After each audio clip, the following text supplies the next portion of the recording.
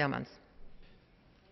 Merci beaucoup, Madame la Présidente. I will try and react to some of the remarks that were made.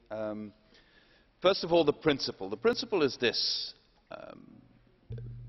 Throughout our history, we have learned that democracy alone is not a guarantee for human rights and the rule of law. That's why we have a tripod: democracy, rule of law, human rights.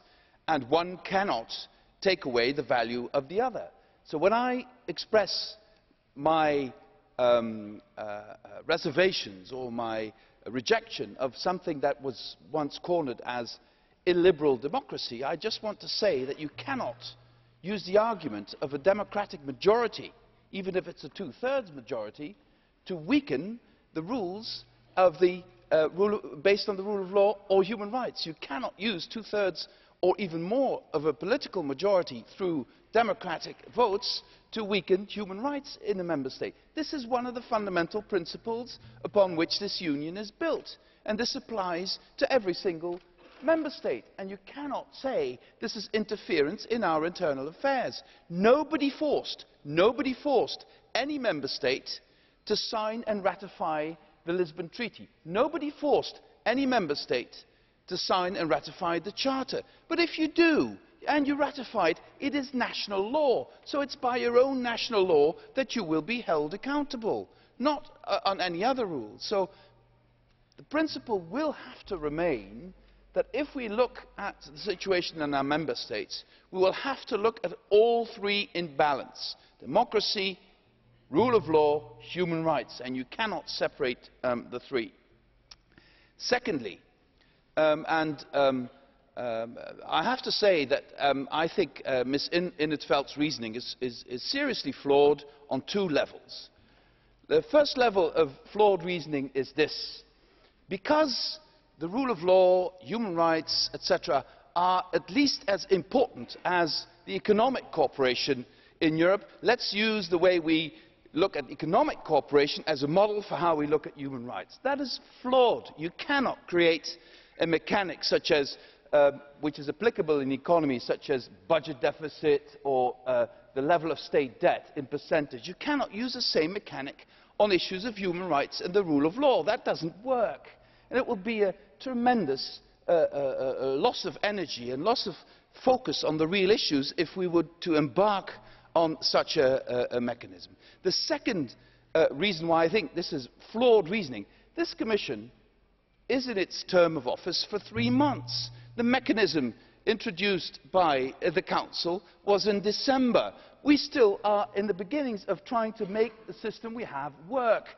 Give it a chance. I think it is unfair to now already say, well, whatever you have, I don't believe in it, I want my own new toy, which is a new mechanism which compares to the Growth and Stability Pact. I think it is flawed on those two levels.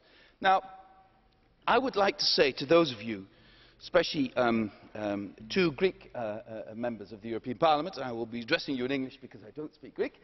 As I said before, to have an ESM, to be in an ESM mechanism, is a sovereign decision of the state concerned.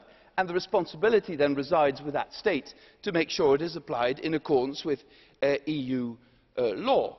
I would have welcomed if those who raised the issue of human rights in this context would have also distanced themselves from expressions such as "we all know that Jews don't pay taxes," or homophobic expressions that we have also heard in that context. That's also the rule of law. Please be clear about that.